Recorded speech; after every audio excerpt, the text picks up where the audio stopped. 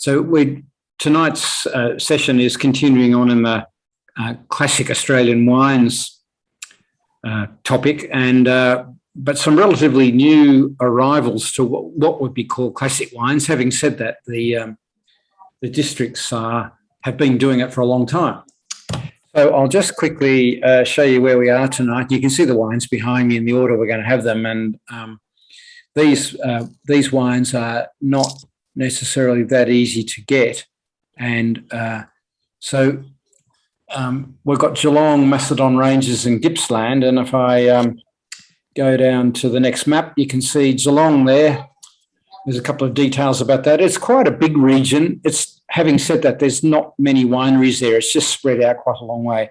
The bit that sticks out into Port Phillip Bay, where my mouse is hovering, is the Bellarine Peninsula, which is obviously very maritime influence. But then back inland, there's also some very good producers. In fact, the most famous producer there is probably Bannockburn, who are inland, whereas Scotsman's Hill, who's also quite big, is out on the Bellarine Peninsula. The wine we have tonight, the Clyde Parks, from inland.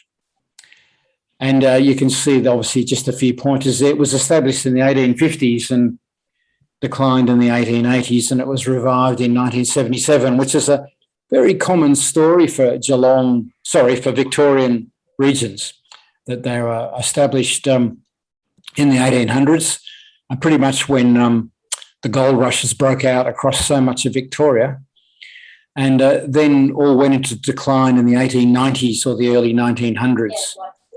And then that's Geelong. And then the next region we're going to move to is the Macedon Ranges. I find this an interesting area. It's about an hour's drive north of Tullamarine Airport. So you can see it there. It's got a bit of altitude to it, but the cold wind blows there from off the Southern Ocean. And it's a very cold part of Australia. It rates officially as Australia's coldest wine region. It's colder than Tasmania because of that cold wind. It's also very rocky and it's pretty arid. A lot of granite there, rocky sort of granite soils. And so it's been mainly established as a place for grapes to grow to make sparkling wine. And there's a lot of sparkling wine either from there or sparkling wine base that's sold to other producers that comes from this part of the world. And there's also quite a bit of Chardonnay and Pinot Noir and a little bit of Shiraz and other things. And similarly to Geelong, is established in the 1860s, declined in the early 1900s and was revived in 1969. The significant producer there that moved in was Hanging Rock Wines. It's pretty well known. And Curly Flat's another very famous producer that's there. And there have been a number of others. It's an interesting area, and it's quite good for Melbourneites because it's only an hour or hour and a half's drive from central Melbourne, so it's pretty easy to get to. The third area we're going to today is Gippsland, which is a very sparse region, again, very cold, and there's different bits of Gippsland. There's an inland part and a southern bit and an eastern bit. The wine we're having today is from the eastern part in this sort of Gippsland Lakes area, but Gippsland's been put on the map by Bass Phillip. It's situated down here in the southern bit, and you can see there my note. It's the Bass Phillip was owned by a guy called Philip Jones, who's a legend in Australian wine for being a bit of an eccentric. And about a year ago, he sold out to Domaine Fourier, who's the big iconic Gevrey Chambertin producer in France, who bought Bass Phillip, and Bass Phillip Pinot Noirs are hard to get and legendary. So it's sort of put Gippsland on the map. Anyway, that's where we are tonight. So three areas that are of lots of interest, and that definition of what makes an Australian classic is a district that's been making wine for some time. They've settled into a pretty definitive style, and the wines are sold and resold, and they have a rating. Well, mainly, I guess you'd look at that Langton's Guide to Australian Wine. But the wines have been made for some decades, and they're mainly estate producers. And given that you've got a reasonable or good vintage, you can rely on the fact that you'll get wine of a certain distinctive flavour of the region. So that's pretty much what you'd say would be a classic wine. So to the tasting, for those of you that have the wine, I have the Clyde Park Chardonnay 2019, and it's got a very this is saying something about the Geelong region, but also saying something about the winemaking of this particular producer. So this is the inland part of Geelong. Clyde Park was owned by Bannockburn, was established, and the wine's made by Gary Farr for some decades. Another winemaker's come in there, and in fact Clyde Park was sold off about 6 or 7 years ago, but the Gary Farr styles stayed quite a bit. The style is a very rich, fairly ripe grapes, but in a cold region, and then quite a lot of lees, stirring, and a bit of malolactic and so on. So you get quite a rich style Chardonnay.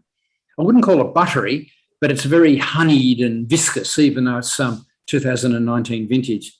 You can smell there's that grapefruity, white peachy aroma, but it's got a honeyed sort of aroma as well. It's quite an intense sort of style, and to taste it, it's quite viscous.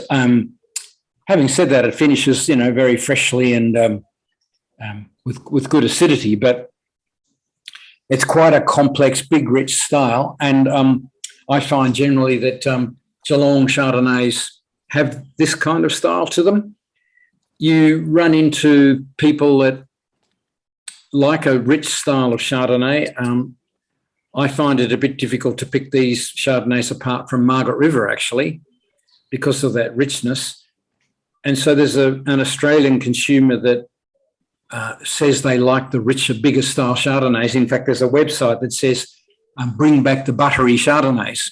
Well, buttery Chardonnay was a malolactic thing, big, strong malolactic fermentation thing, combined with a lot of oak. And I don't think anybody really wants to see that style brought back. Having said that, there's lots of consumers who think that perhaps the pendulum on Australian Chardonnay swung too far to the delicacy side of things. And certainly in the wine shows at the moment, a lot of the Chardonnays that have done really, really well have got more in common with a Riesling than a Chardonnay. Well, that's maybe being a bit critical, but nonetheless, the very light, elegant style of Chardonnay is very much in vogue in the judging at the moment, and a lot of consumers don't like it.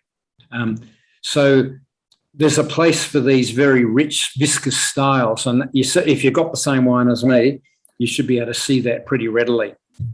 It's got that morning muesli, when you put the milk on the muesli and you get that milky oatmeal.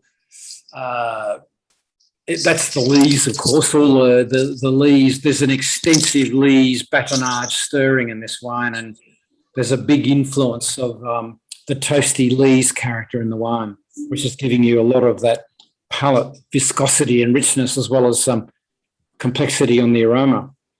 So interesting, rich style. I've had Scotsman's Hill and Austin's and quite a few of the other producers from the Geelong region, and there's a certain commonality of the that rich, very generous style Chardonnay across the Geelong region. So this one, I think, is quite typical of style.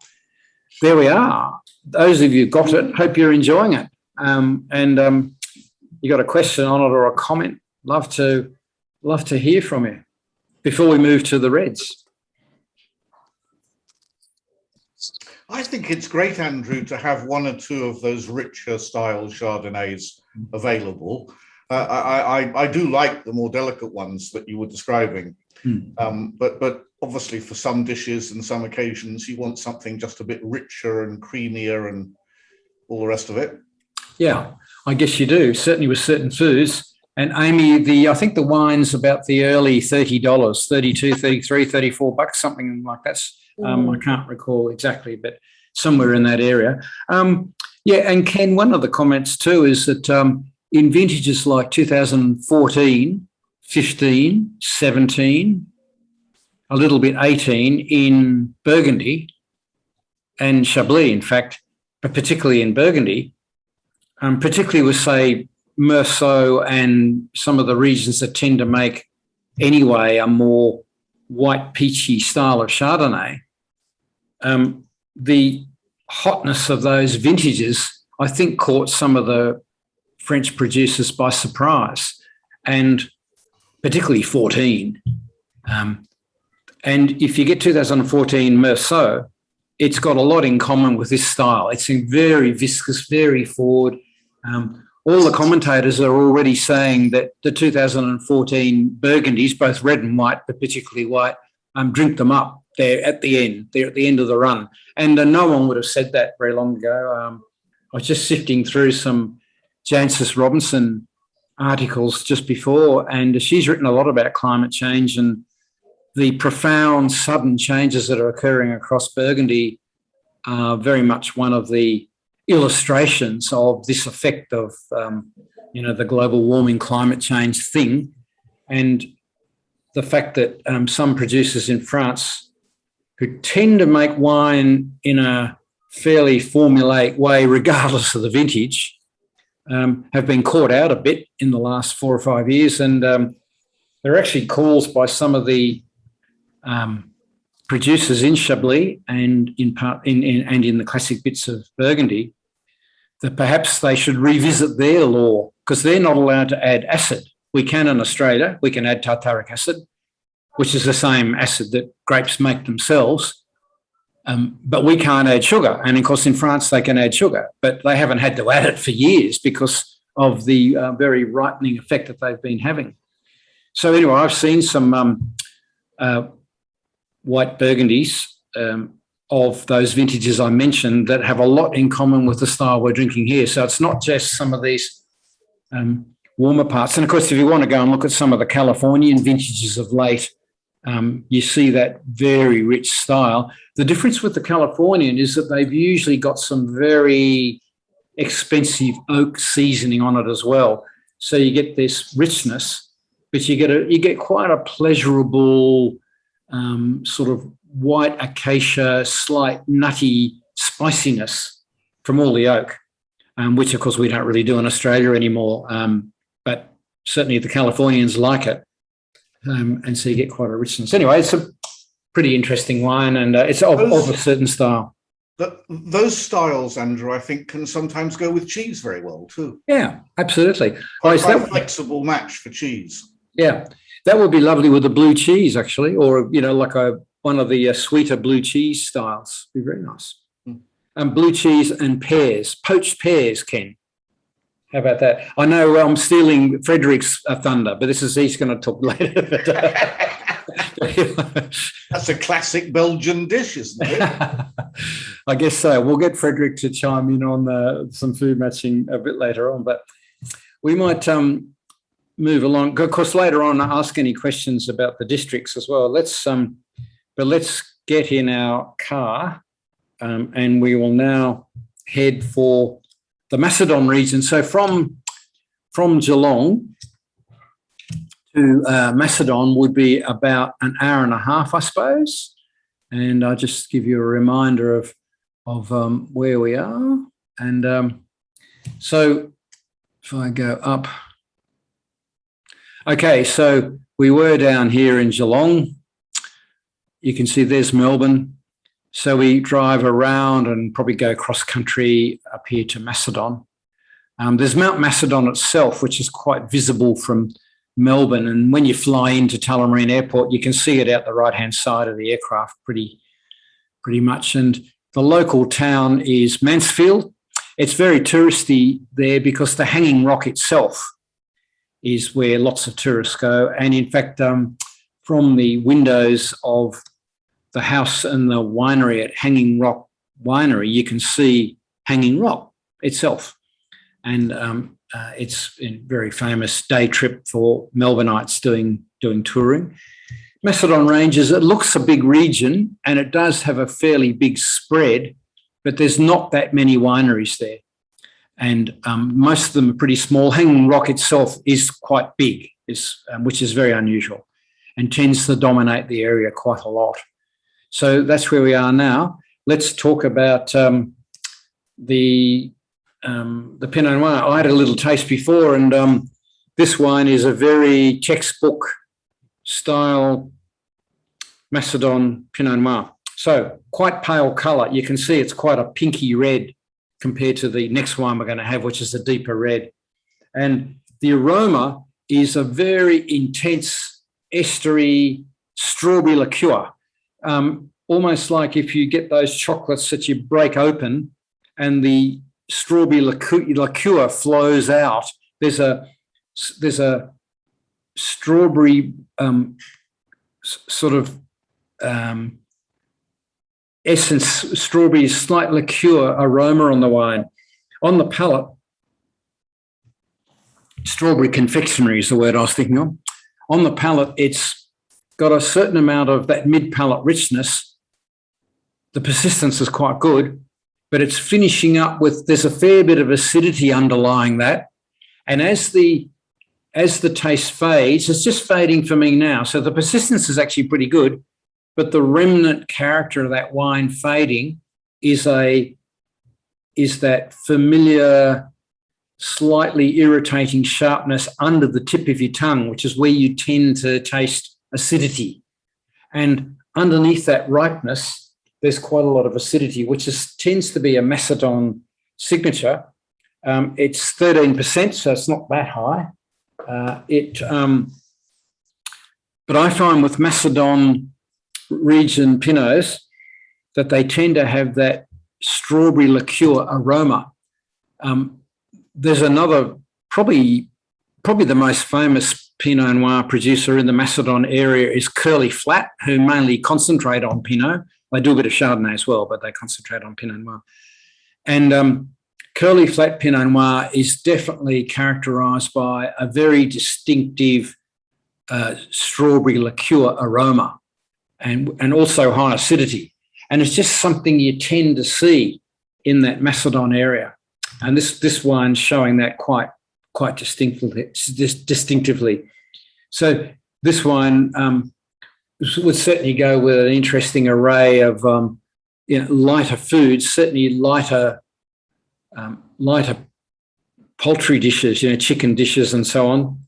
Whether it would go with duck or not, well, I mean, all Pinots go with all duck, I suppose, but the next wine we're coming to is a richer style, which would definitely go with the richness that you get on a duck dish. But, interesting wine, and it's a distinctive style. I find a lot of traditional drinkers, who like Pinot Noir, and they'll divert into Pinot Noir from their traditional drinking of Shiraz and Cabernet and, other richer reds. Those drinkers that divert to Macedon Pinot Noir are not so convinced, because the Macedon Pinot Noirs have got that lifted, savoury, strawberry liqueur perfume. It's a real perfume. And they've got that rather intriguing richness, yet high acidity all at the same time. And it's just something you see on Macedon. I guess in Burgundy, it would probably be in the Volnay. Maybe Volnay's a bit rich. Probably maybe in the Nuit Saint-Georges northern bit. The high acidity perfume wines from Burgundy tend to sell really well in Switzerland. It's quite a famous thing. So I reckon the Swiss would like this wine. Talking about the wine. So that's interesting one. Let's do a comparison and go to Gippsland. And again, just giving a reminder of where we are, and I'll just point out where the actual particular district is. So, whoops, that's my photo. So, Gippsland's a very big area, but not many wineries. It's pretty much broken down to the South Gippsland bit and then the East Gippsland area, which intriguingly is very cold. And most of the wineries are where the head of that arrow is. And that Lakes district there is where our wine is tonight, the wine we have in front of us. Bas Phillip, the famous one, is where the head of this arrow is, a little bit inland. And there are some other producers located sort of more inland again. Gippsland is considered a windy, cold, arid godforsaken place. It really has. It's got a very dreary climate, freezing cold, quite a lot of fishing towns through here. It looks straight out onto the Bass Strait. It's a freezing cold place. But, of course, it can do cold climate varieties, and that's where we are tonight with this this Pinot Noir. Much deeper colour. You can see that straight away. On the aroma, a much more raspberry touch of the beetroot, stewed beetroot, more generous red cherry aromas. And on the palate, a much more conventional, quite silky mid-palate. You know, that fleshiness that you get on a Pinot Noir. That's very distinctive. And just trying to see what the alcohol content is. It tastes quite ripe. 2018. So it's 13%, 13.5%. It's not especially ripe in there, but very generous to taste. And there's a little bit of that slight, ever so slight sage, sort of slight herb meatiness, which means a bit of whole bunch fermentation as well has gone in here. If you've got a certain degree of ripeness and intensity on Pinot Noir, you can enhance that a bit by using whole bunches. If your Pinot Noir is a light, elegant style, if you do too much, if you do any whole bunch, actually, you'll get a green herbal note creeping in. So I don't think the Macedon Pinot had any particular whole bunch, whereas I think what they did do on the Macedon Pinot Noir was to cold soak it. That's where you pick the grapes, put the grapes in a tank, keep the temperature very low, possibly fill the headspace of the tank with carbon dioxide or an inert gas. And even though there may be wild yeast, well, there will be wild yeast in there, they can't get oxygen and it's not warm enough because the tank's being kept cold. So no fermentation starts, but all the skins start to break down. It takes about 4 or 5 days. And the skins basically break down under the influence of their own juice.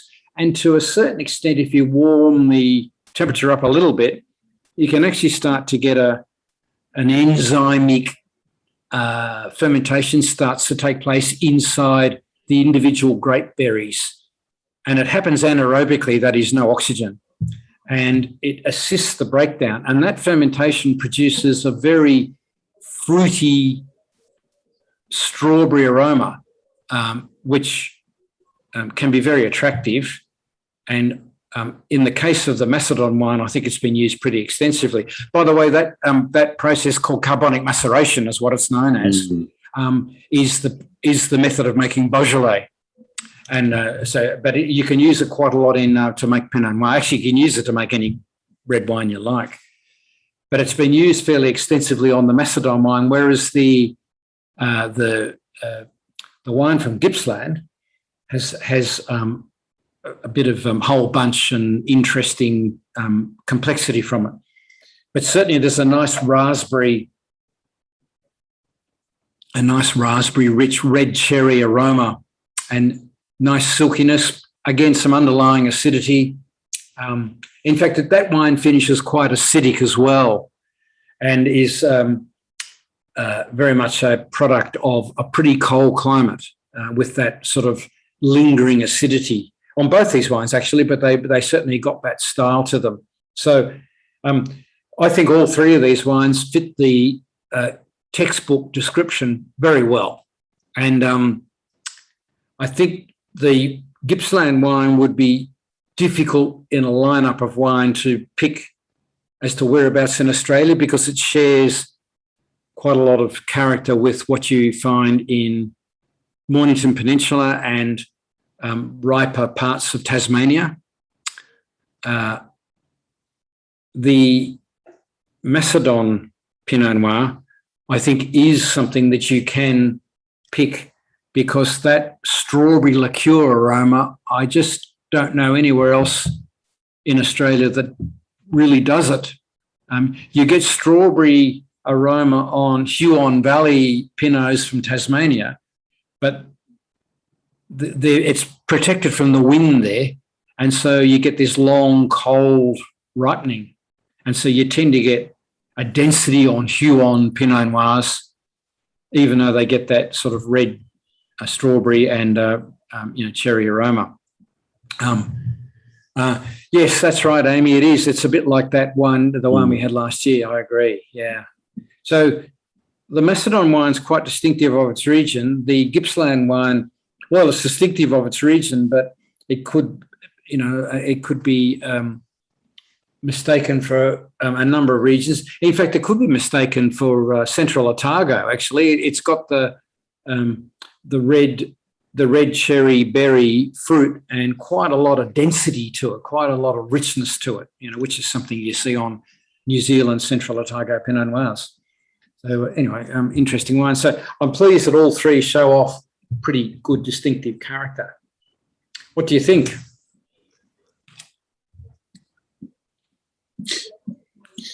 Andrew, I had a Adelaide Hills, Ashton Hills, Adelaide Hills Pinot Noir the other day from Piccadilly Valley, and they had a blend of I think the 114, 115 and NV6 clone, and it gave that sort of strawberry liqueur both on the nose and on the palate, which was really interesting and really beautiful. It wasn't from their property; it was from an adjacent property, but it was quite interesting. I think sometimes when you get the right clone, and sometimes the blend of them can sometimes bring those characters out.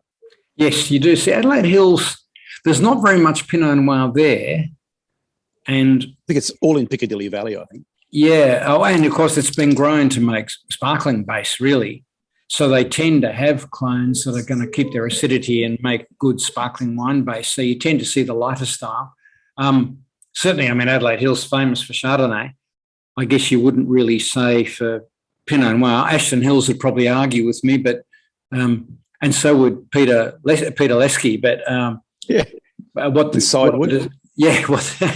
the distinctive style? Ask him next time, what is the distinctive character that's definable that you know straight away that makes an Adelaide Hills Pinot Noir, and see what kind of answer you might get. Yeah. All right. Yeah. Will do. So, yeah, good question, Meredith. So, Pinot Noir is it's a variety that's called genetically unstable. That is, it tends to mutate a fair bit in the vineyard, and you get different clones just appearing for different reasons. And it's something that's been seen for centuries. You can actually then make use of certain clones that might be suited to the particular situation that you have. So some of the clones have a higher crop and ripen more readily, but don't have the acidity and the tannin. Some of the clones have a really good perfume, and some of the clones have a really good degree of acidity, even in warm conditions. And so I guess you'd say advanced Pinot Noir workshops and tastings eventually, inevitably, get to a discussion on clones.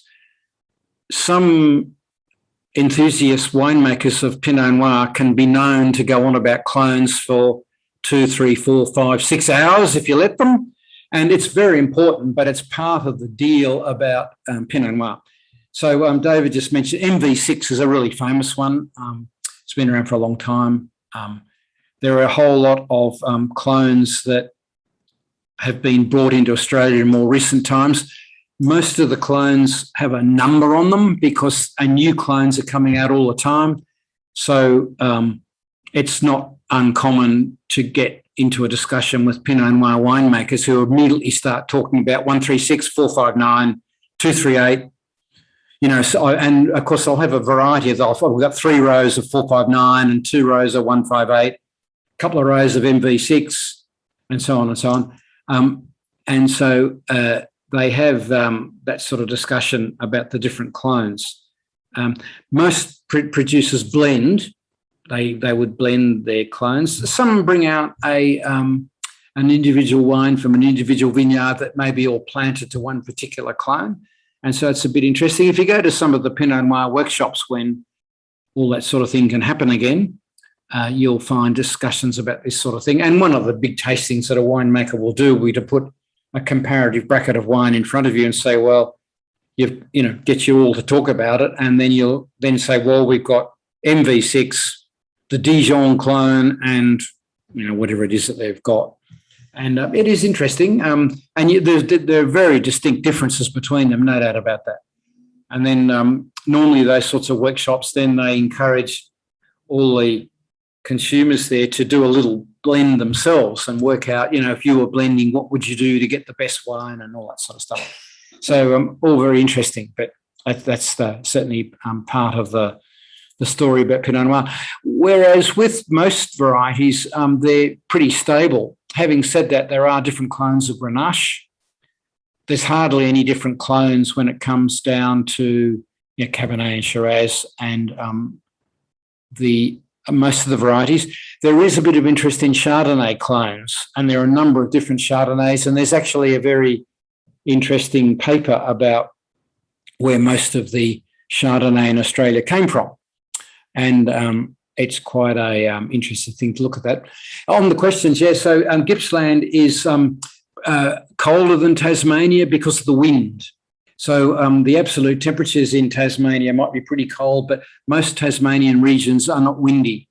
And so Tasmania might have a longer ripening period, but it's milder.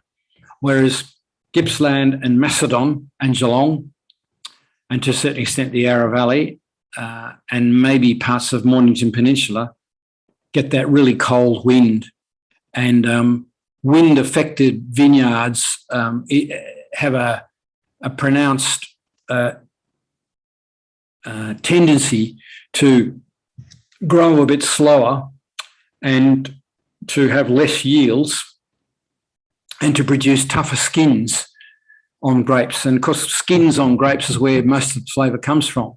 So if you get, you got to get it ripe, but if you get very well-developed skins, it's actually no bad thing. So a lot of talk about that. I guess the classic region nearby that really makes a big thing about the cold wind is the Martinborough region of New Zealand, where it really does blow and it's really cold. And they've seen there on their Pinot Noirs that the bunches of Pinot are much more spread apart because of the wind effect. And the Martinborough region produces this ever so slightly dark roast meat, slight barbecue smoke character, which is actually quite nice, but it's quite a distinctive character, and it's all down to this cold wind development on the bunches of the Pinot Noir. So you tend to see not that kind of flavour, but you certainly see in these coastal parts of Victoria, you see quite a cold, windy climate.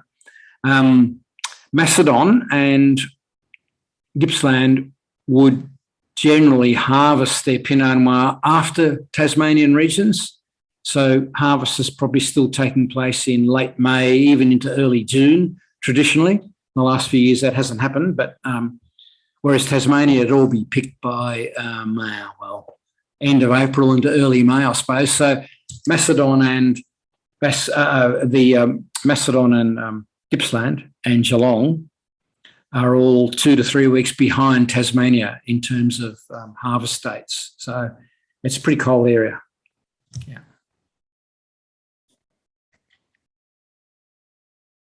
When you come back to that Macedon Pinot Noir, it's very perfumed, very strawberry liqueur.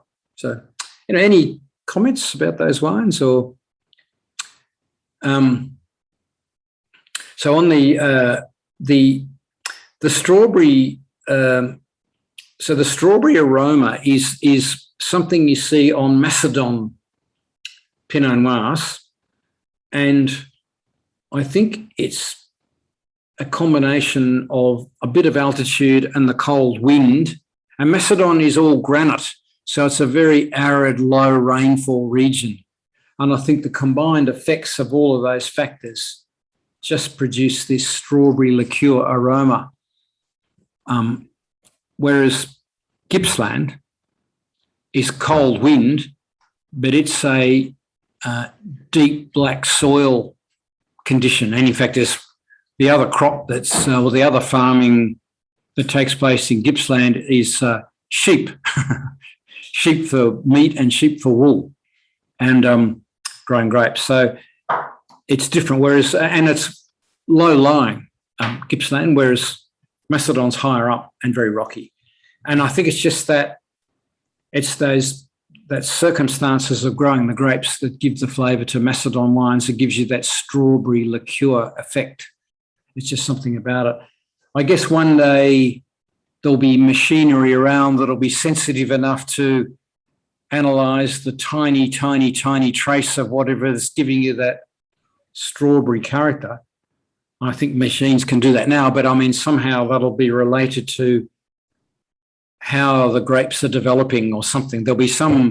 Eventually there'll be some magic story about that. But at the moment, it's just the combination of how the grapes are grown that produces that flavour.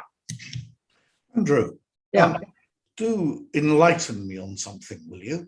I'm a great fan of Hoddle's Creek, Franco-Downer, and isn't Wickham's Road their second label? Am I? No, Wickham's Road is a label it's a South Australian label, actually. I think thought that came from Gippsland. Don't know. There's actually I have to look up. There's another producer with a name like that in Gippsland. I'll have to look it up. I'll search it.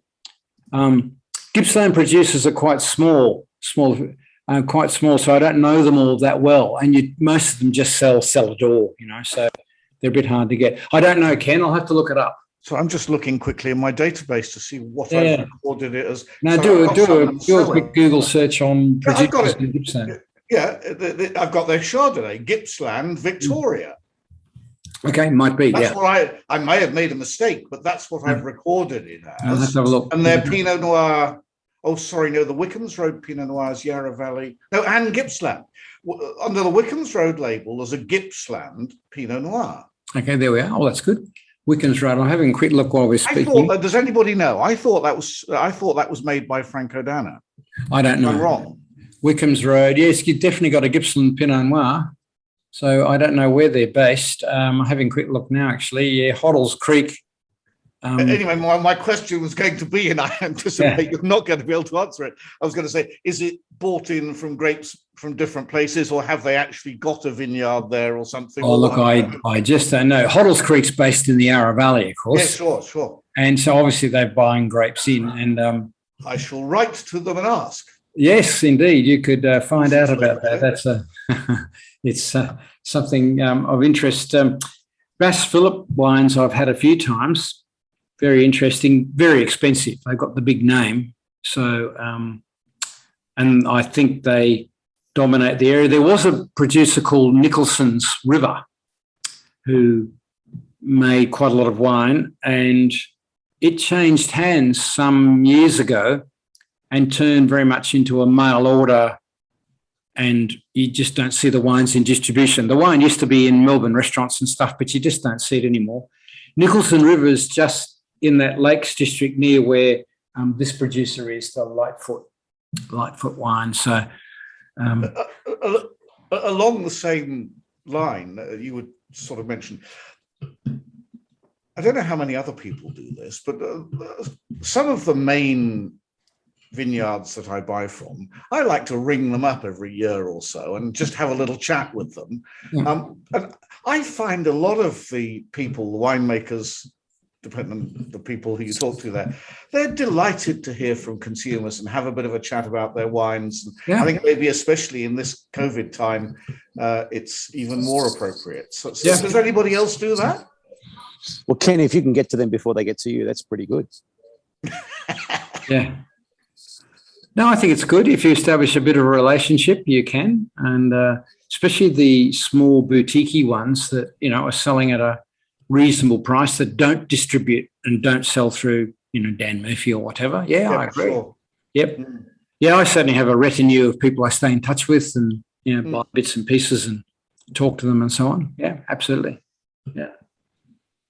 That's good. Any other questions about those wines that anybody wants to make a comment or ask a question about that. I'm just looking at the questions. Red Claw is a Mornington. Yes, Amy, it's a nice wine. Red Claw. It's a second label of Yabby Lake. And yes, yeah, I've seen that one. Yeah, and Yabby Lake itself is quite expensive. It's not too bad. Yeah, no, I think Red Claw is good. Red Claw's more on the fruit, whereas the Yabby Lake itself is a very complex, rich, big style.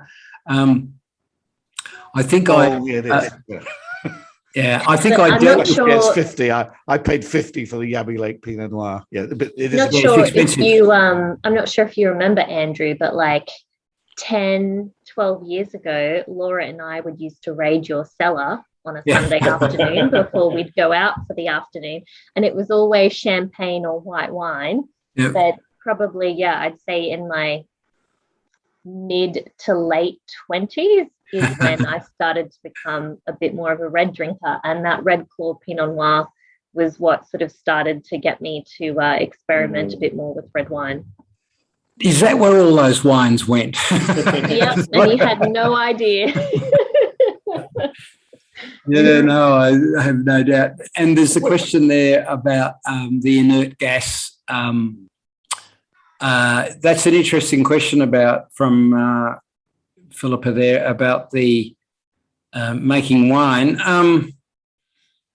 Certainly there's an argument that says that if you grow the grapes and the grapes have a very intense flavour of their region, then the more minimalist approach by the winemaker to the winemaking, the more the grapes are going to bring out their natural flavour.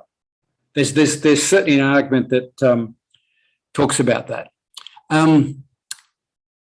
The counter argument is that some varieties, Pinot Noir being one of them and Chardonnay being another, despite what marketing winemakers might say, don't make themselves very well. If you make a Pinot Noir in a very simple style, you'll effectively get a Gamay Beaujolais style of wine. And I mean, the Burgundians have known this for centuries. So the argument is that there are winemaking practices that belong in certain areas that are part of the culture of the area, and the winemaking practice belongs to the terroir of the region. And so even though some of those winemaking practices are pretty manipulative, in fact, some would say invasive, some of those very manipulative practices that go on in Burgundy have been around for a long time, and they definitely enhance Pinot Noir.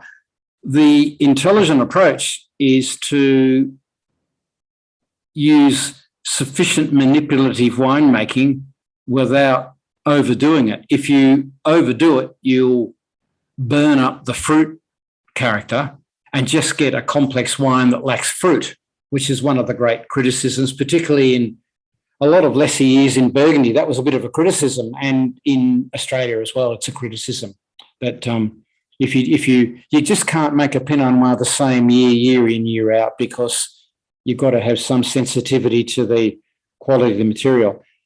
But certainly some of those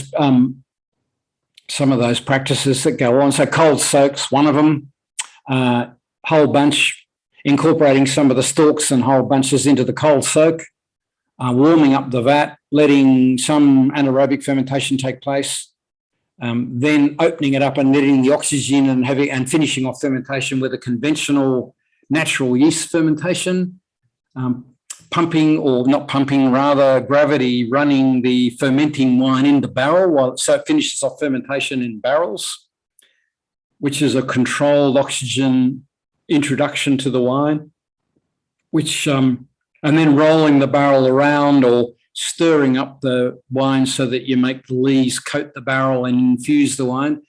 These are all very hands-on techniques, and that's why so much Pinot Noir is made in small batches, and large companies don't like Pinot Noir because it's so much small batch hands-on winemaking.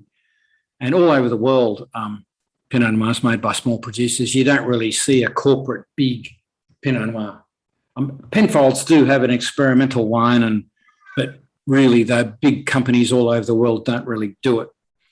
So all those techniques are techniques that have been around for centuries in Burgundy, and it took a while for new oil producers in Oregon, California, Australia, New Zealand, Chile, South Africa, to cotton on to some of it and work out what to do and not to do. But I think the more intelligent argument is that these practices are something that bring out the flavour of Pinot Noir when used intelligently and sensitively with the raw material that you have. And it does bring out the flavour of Pinot Noir. So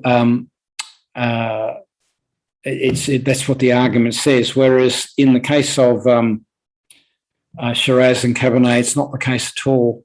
So the question there about the manipulative practices, I just mentioned quite a few of them there, just running through the checklist again, cold soaking with stalks, without stalks, cold soaking whole bunches, allowing carbonic maceration to occur, which means you've got to warm it up slightly but keep it sealed. Then allow the oxygen in and get a conventional fermentation but with natural yeast. Draining off some of the wine or all the wine into barrels and allowing the fermentation to finish off in barrel. Preventing malolactic fermentation or allowing some malolactic fermentation to occur. These are all choices that are available and are all, they're all pretty manipulative. I know producers in Australia, but I know certainly I've done the trip to Burgundy a few times, and particularly the French, but certainly Australian Pinot Noir producers, they will tell you whatever you want to hear, provided you're going to buy the wine. So if they know that you're a real natural wine person, they will come up with the marketing blurb that says, of course, I am just an agent. I am just the custodian of the vineyard. The wine makes itself. I just shepherd the wine from the vineyard through my winery into the bottle. And you're buying a piece of my vineyard here. Absolute minimalist intervention, which is all a crock of shit. They don't know because if you did that, you just have a sort of a Gamay Beaujolais style. And for a long time, it was very difficult for Australian winemakers visiting Burgundy to get the Burgundians to actually open up and say what they did, but gradually they did so. And the practices were and still are very manipulative, but in a sensitive way. So the current challenge for the Burgundians is that since 2014, they've had this string of ripe vintages where they need to prevent malolactic fermentation occurring to keep the acidity up and keep it fresh. And perhaps they can tone back a bit on cold soak and so on because they've got enough grapey flavour to do the job. So, they can actually make a style of wine. And you can see from 14 onwards, you can see the Burgundian struggling. 2014 was a struggle. 2015 was a bit of a struggle.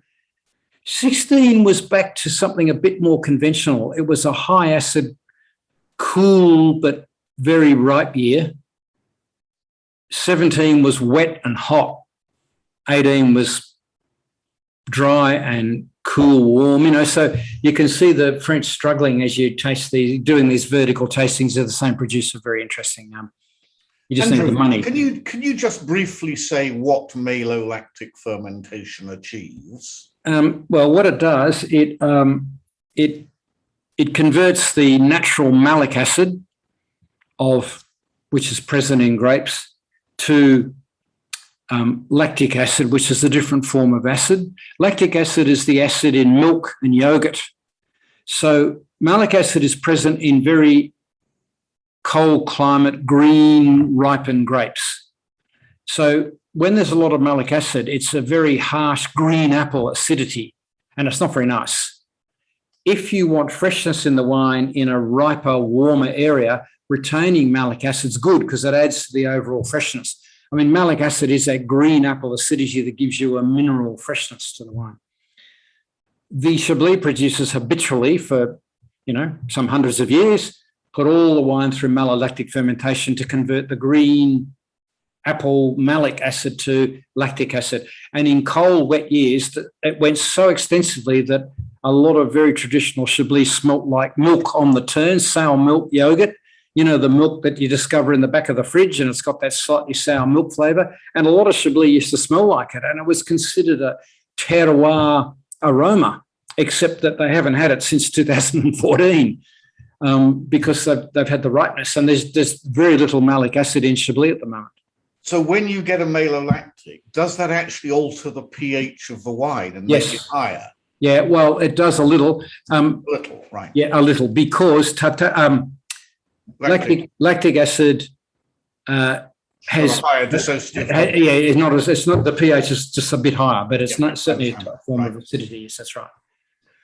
Okay, and yes, we've got the recommendation, so that leads us through. We should move on to that. So Frederick, let's go to you, and you can give us a rundown on some food matchings for these wines and some wine, and then we'll go to Ken for a wine of the week. So we didn't have the wines, so it was a bit difficult. But your description of a Myrtle 2015, so we're familiar with that. So on the basis of that, I would say a typical Belgian dish, but also France, northern part of France, is actually shrimp croquette. And shrimp croquette sounds very much like takeaway food, but it's not. It is both sort of high culture and low culture combined. So even in some Michelin restaurants, they would serve this. And so shrimp croquette is using North Sea shrimp, which are much smaller than the typical shrimp that you're familiar with. I think they're called brown shrimp. It's very small. So you will put that in a croquette, and it's a very creamy, almost cheesy sort of taste. And that would go, I think, very well with a buttery sort of a Chardonnay. And you would find that in almost every brasserie and bistro in Belgium or in France. And that would be, I think, a very good combination with a Myrtle. Sounds wonderful. I had that dish in. I put a link if you want to read more. Yeah, I see that. Fantastic. Well, I've had that dish in Burgundy, and yes, you're right. It's a dish that goes with what, Chardonnay. Yeah, agreed. Yes, fantastic. What do you haven't got the two Pinots, but anyway, I guess you. I think we sort of have a Nuit Saint-Georges style and I guess a Volnay style here. So anyway, that's what we have. You'll have to think of something suitable for that as well. Yeah, thank you, Frederick. That's good. Ken, do you have a wine of the week for us this week? Oh, comme toujours, monsieur. Il faut. Yes. Back to the theme of Australian minor varieties, especially those of an Italian flavour. Sangioveses. I'm finding more and more very nice Australian Sangioveses, and one of my highly rated and favourite vineyards in the Canberra region is Ravensworth. And Ravensworth are making a delightful Sangiovese. They make a jolly good Tempranillo too. I'd like to buy all of their wines, but I can't fit them all in the cellar. But I've got their Sangiovese. Which year is it? I can't remember. Well, I think it's the current vintage. Well, I've been buying it for a few years, so I might currently have an older vintage. But I think I've just bought the latest vintage. And I think it's got wonderful fruit character and purity. A lighter style of Sangiovese. It's not a reserve style, but it's certainly got plenty of body and good persistence, Andrew. And I think it's a great buy. It's in the mid-30s, I think. Sounds good. Okay. I'm just going to now have a quick look at our program for the next couple of weeks. So that's next week and the week after. Now, if you're having trouble, there are freight issues at the moment, as you've probably read in the media. You can still get stuff from Wine Experience, but for next week, those wines are all pretty much Dan Murphy or vintage sellers. You could buy them. In fact, the week after, a bit more difficult, I suppose, or you get other wines. If you wish to join and have some of the wines, you could probably do that. And David, what you should do is to have a word with Lesky, because there are a couple of there are some brands of his. I think Wine Experience has got his the Tempranillo. La Linea, yeah. La Linea, yeah. So it's a bit more expensive in term, but it's certainly, we could certainly weave it in the following month. Sure. And then we could get, he could join with you and join in, and because he's a very good I might guy ask him to get him on board. Yeah, he's good. Well, he can talk about the Mencia as well. Yeah, okay, well, there's another one. So that would be very interesting to get him to do. He's one of the more academic type winemakers around. He was a lecturer for a while, and he actually taught on the Master of Wine program for quite a while. And in fact, when I was studying, he was one of the lecturers. That discussion we had a little while ago about how intelligent, sensitive interventions in winemaking are part of the culture of the region and a part of the terroir.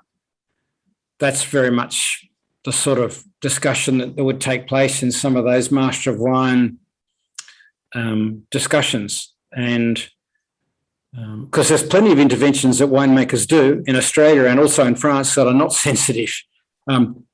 The classic would be Bordeaux. There's still a lot of Bordeaux wine made with a lot of intervention, and it's not sensitive. I mean, the big issue at the moment in Bordeaux is micro-oxidation, which still goes on. And a lot of the time, you've got very ripe Cabernet or Merlot, and when they micro-oxidate it, you get that real cola aroma building up, very much for the American palate, actually. But the wines age really quickly, and it's a bit of an issue. Anyway, it's something that we talk about another time, but it's getting into an advanced discussion about winemaking, but that's the sort of stuff. So anyway, so it'd be nice to do that in future weeks. Well, I think we're running out of time, but lovely to see everybody. And Dave, we'll have to hear from you. We'll have to have an Adelaide Hills winemaking progress segment as you... For those that came in late, David's moved from Brisbane to Adelaide and has got himself a job at the big Peter Lesky contract winemaking facility, which is the old Nepenthe estate, which is a very big winemaking place. Peter Lesky, the guy I'm talking about, is the boss there. And David's doing some wine study to complement his new job. So it'd be interesting to see how you go and follow your progress there. Could be marvellous. Yeah, thanks. I'm actually I'm in the Adelaide Qantas Club at the moment, drinking their questionable selection of wines. But anyway, I'll go and get home pretty late tonight. But yeah, it's going to be great. So I'm sort of in Brisbane till the end of the year, but then we'll head down early December and kick off. Oh, fantastic. Okay. All the best then. Could I ask, is there a possibility that we could maybe do like another champagne or like another Reims or Empernay session? Todd has rebooked our honeymoon for the third time because we've moved our wedding date for the third time. And we are going to Reims, fingers crossed, in August of next year. So that would be really cool if we could do another champagne session. It can be done. After the cancellation of the submarines, I believe they French have they don't allow Australians in anymore. You better get a UK passport. And we can't say we're Australian. We can't say we're New Zealand. Well, my mum's New Zealand, so maybe. But get a New Zealand passport. We don't want to say we're New Zealanders. We'll just say we're English. You may find that they let down your tyres and tie you up at the, and all that sort of stuff. Yes, that's right. No, we'll do sparkling wine. I'll get Laura on the job. for a theme in November. We should just definitely do a Yeah, sparkling that would be again. cool. No, that'd be good. If we all happy to pay a little bit more money, we can actually put some champagne in there too. Well, I'll put a couple in. So so that's a topic we can do easily. Yeah. Okay. Sounds good. Right, gang. Well, enjoy dinner tonight. Thank you. Doesn't sound like anybody's going to rush off to watch that game of football. What's that, Ken? You push. Did you follow up on the Roderer 242, which Jancis gave a relatively... We certainly did. Yes, we did. We had a COVID legal meetup with the couple who have just become engaged, and everybody loved it. In fact, I think everyone said it was the nicest champagne they'd had ever. It's very nice. I tried it last week for the first time. It's liqueured more heavily than Rhoda used to do that. Maybe that's deliberate. So it's actually a more forward style than typical Roderer. Right. But that's not necessarily a bad thing. What do you mean forward style? So it's Roderer was always famous for for being quite dry. Right. But having a nice fruit intensity. So you got that creaminess but dryness all at the same time. And it was very dry. Whereas if you liqueur them a little, you can add a touch of sweetness to it when you do the liqueuring just before you do the final sealing of the bottle. And some houses do that quite extensively. So, for example, Moet and Chandon's house style is still quite a sweet liqueuring, and it's just the house style, and that's just what they do. Roderer didn't do it, but they've on the new Roderer wine, they've done a little bit of the liqueuring. So in fact, you've got a slight, I wouldn't say sweet, but there's a fruitiness now. There's it's not the very dry aperitif style that they used to be famous for. It's actually softened a bit. So, Yep. I guess it's for the modern style.